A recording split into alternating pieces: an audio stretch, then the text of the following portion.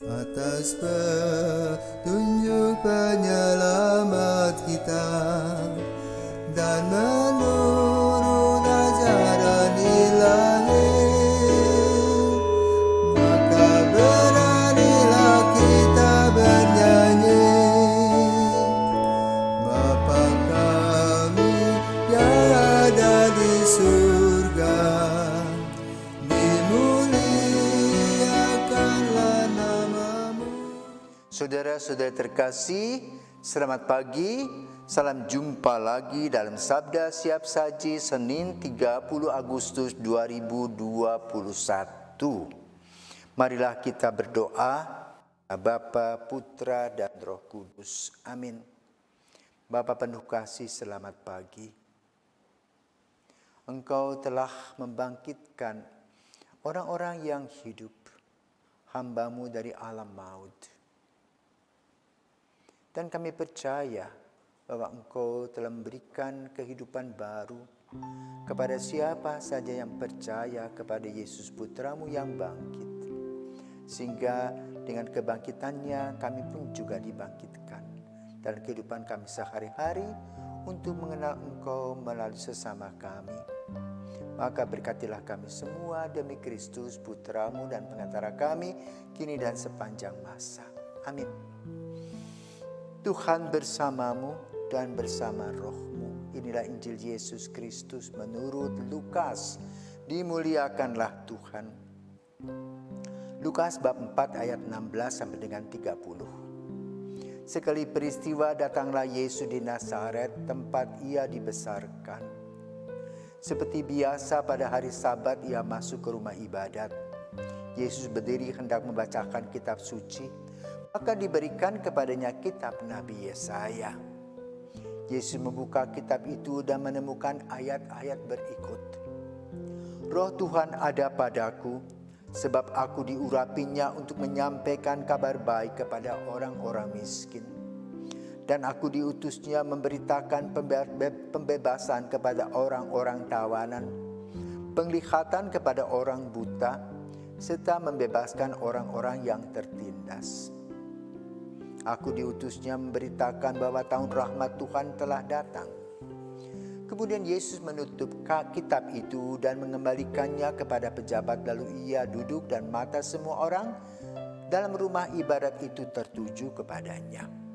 Kemudian Yesus mulai mengajar mereka, katanya, "Pada hari ini genaplah ayat-ayat kitab suci itu pada saat kalian mendengarnya." Semua orang membenarkan Yesus. Mereka heran akan kata-kata indah yang diucapkannya. Lalu mereka berkata, "Bukankah dia anak Yusuf?" Yesus berkata, "Tentu kalian akan mengatakan pepatah ini kepadaku, 'Hai tabib, sembuhkanlah dirimu sendiri. Perbuatlah di sini di tempat asalmu ini segala yang kami dengar telah terjadi di Kapernaum.'" Yesus berkata lagi, "Aku berkata kepadamu, sungguh tiada nabi yang dihargai di tempat asalnya. Aku berkata kepadamu dan kataku ini benar. Pada zaman Elia terdapat banyak wanita janda di Israel, ketika langit tertutup selama 3 tahun 6 bulan, dan ketika bahaya kelaparan yang hebat menimpa seluruh negeri. Tetapi Elia diutus bukan untuk salah seorang dari mereka, melainkan kepada seorang wanita janda di Sarfat, di tanah Sidon. Dan pada zaman Nabi Elisha, banyak orang kusta di Israel, tetapi tiada seorang pun dari mereka yang ditahirkan selain Naaman orang Syria itu." Mendengar itu sangat marahlah semua orang di rumah ibadat itu.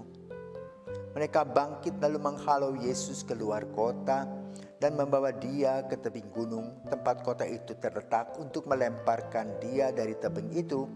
Tetapi Yesus berjalan lewat tengah-tengah mereka lalu pergi. Demikianlah Injil Tuhan, terpujilah Kristus. Ada seorang anak berasal dari desa. Waktu itu ada gunung api meletus. Maka anak ini kehilangan kampung halamannya. Tetapi dia masih tetap hidup.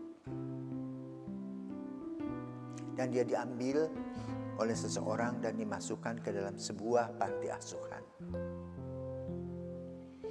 Setelah gunung meletus tadi, dia mempunyai komunikasi putus dengan kampung halamannya. Tahun demi tahun, dia mempersiapkan diri dan ingin menjadi seorang dokter. Dan mimpinya itu menjadi sebuah kenyataan. Maka kemudian dia menjadi dokter setelah diwisuda. Dan setelah beberapa tahun ia ingin kembali ke kampung halamannya, ingin melihat. Walaupun dia mendengar bahwa kampung halamannya itu tertimbun, tapi dia mau pergi ke sana. Tetangga di sebelah kampungnya mengenal orang tua mereka yang waktu itu ya punya banyak kekayaan, punya sawah, ladang, tapi kemudian ditimbun oleh lahar dingin. Orang terus mempertanyakan, apakah betul anak ini? Mereka berpikir bahwa anak ini pun juga sudah terkubur hidup-hidup dengan lahar dingin tadi. Dan dia mengatakan, tidak, saya pergi waktu terjadi itu saya masih berada di sawah yang lain. Lalu saya diambil orang dan dimasukkan ke dalam panti asuhan dan kemudian sekolah, dan sampai hari ini saya disebut seorang dokter. Padahal mereka meragukan karena sejarah. Demikian pula dalam Injil pada hari ini kita mendengar bagaimana Yesus yang kemudian membuka kitab Yesaya. Sebagai seorang Yahudi, setiap Sabtu Sabat Yesus datang ke sana berdoa di Bait Allah. Waktu itu Bait Allah belum runtuh, belum ada tembok ratapan. Dan gulungan-gulungan itu ada setiap tempat, dan kemudian dia diberikan gulungan Nabi Yesaya. Dan mulai membaca, roh Tuhan ada padaku. Jadi nubuat yang akan dilakukan oleh Yesus dan sedang dilakukan itu sedang terjadi. Maka Yesus menerangkan kepada mereka tentang situasi itu, tetapi tentu tidak bisa menerima. Maka kemudian mereka setelah mendengarkan cerita Yesus tentang bagaimana pewartaan kabar gembira itu bukan hanya untuk orang-orang di Sion, di Israel, tetapi juga untuk semua orang. Seperti di Sarfat, kemudian juga banyak hal. Kenapa diceritakan oleh Yesus? Karena pada umumnya mereka itu picik, merasa paling hebat sebagai bangsa yang terpilih, sehingga orang lain tidak ada urusan lagi dengan Yahweh, dengan Tuhan. Hanya mereka saja hidup sebagai orang-orang yang terpilih. Tetapi Yesus ingin membuka hati, bukan karena darah orang dipilih untuk mendapatkan keselamatan, tetapi masalah hati. Apakah tulus? Apakah bermurah hati? Apakah rendah hati? Hal inilah yang penting diperhatikan. Tetapi karena mereka berpikir aku yang paling hebat, maka kemudian mereka mengusir Yesus. Nah, saudaraku terkasih, kadang-kadang kita pun juga mengusir Yesus dari hati kita. Kalau keinginan-keinginan kita tidak dikabulkan, lalu kita melecehkan Yesus. Lalu apa yang dibuat oleh Yesus? Yesus tenang-tenang saja. Dilecehkan atau tidak, dia tetap Yesus. Maka kita belajar dari pengalaman bacaan ini, agar kita belajar rendah hati untuk tetap setia kepada Yesus dan tahu siapakah Yesus dan siapakah aku. Kalau kita sudah tahu siapakah Yesus, siapakah aku, maka tentu kita perhatikan talenta yang diberikan setiap orang. Yesus adalah putra Allah dan kita manusia biasa yang penuh dengan noda dosa. Maka hanya datang kepada Dialah kita akan mendapatkan keselamatan, bukan dengan kesombongan, bukan dengan melecehkan Yesus, melainkan berharap kepada Yesus.